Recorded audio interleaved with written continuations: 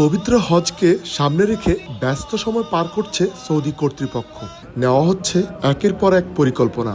এরই ধারাবাহিকতায় এবার বাংলাদেশ সহ 14টি দেশের ওপর অস্থায়ীভাবে ভিসা নিষেধাজ্ঞা জারি করল দেশটি।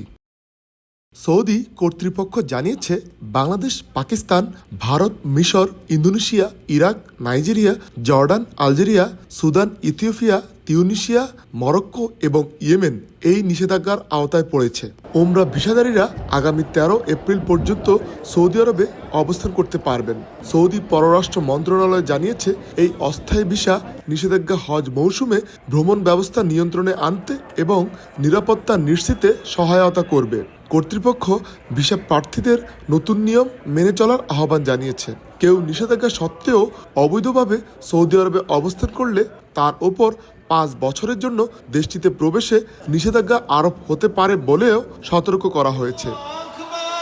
সৌদি আরব জানিয়েছে, শাওয়াল মাসের শেষ সপ্তাহ থেকে হজ পালনের জন্য বিদেশি মুসল্লিরা দেশটিতে আসতে শুরু করবেন। বাংলাদেশ থেকেও এবছর প্রায় 87,000 মুসল্লির হজ পালনের কথা রয়েছে। আরিফুর রহমান, সময় সংবাদ, সৌদি আরব।